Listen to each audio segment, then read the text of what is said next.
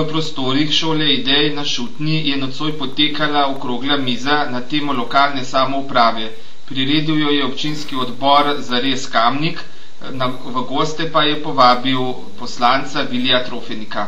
Kaj je bil namen današnje okrogle mize na temo lokalne samouprave?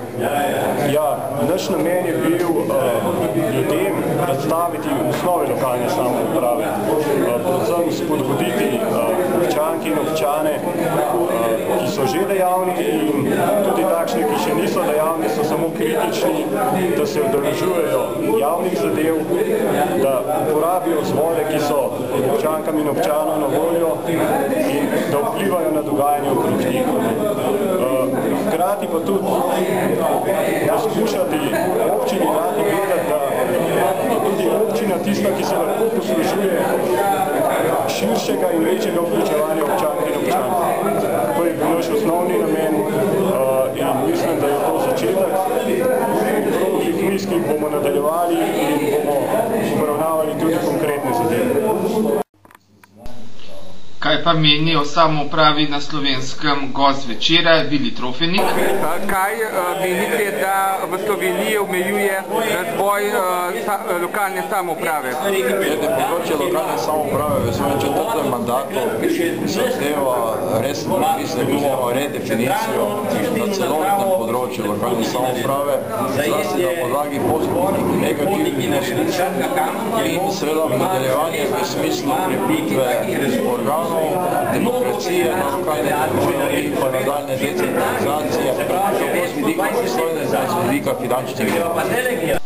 In še kakšni so konkretni problemi kamniških krajevnih skupnosti? To se gre za neko finančno prehranjenost krajevnih skupnosti, ker res upravljamo zelo nizkimi finančnimi sredstvi.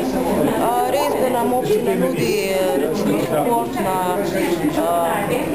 na ravni računovodskih storitev in da skupaj peljemo kakšne projekte, ampak v bistvu so sredstva, ki jih dobivamo krajevne skupnosti, so zgolj namenjene delovanju krajevne skupnosti, niso namenjene investicijam in v končni fazi s 5.000 evri vemo, da ne moramo investirati. Recimo v primeru Mekin, kjer je društveni dom v lasti športnega društva in v občinski lasti niti procent, pomeni, da potem krajevna skupnost financira obnovo tega društva, kar se nam zdi najbolj smiselno.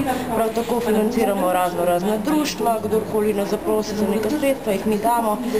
Je pa ena stvar, ki bi tukaj omenila, ampak ni vezana na težave, ampak to, da bi še enkrat povedala, da vpletanje politike, recimo na raven krajevne skupnosti, je nesmiselno. In zaradi tega vsaj v Mekinja vsa društva in tudi kakšna strankarska mladinska društva vedno pride do sredstva, nikoli ne sprašujemo, s kje smo.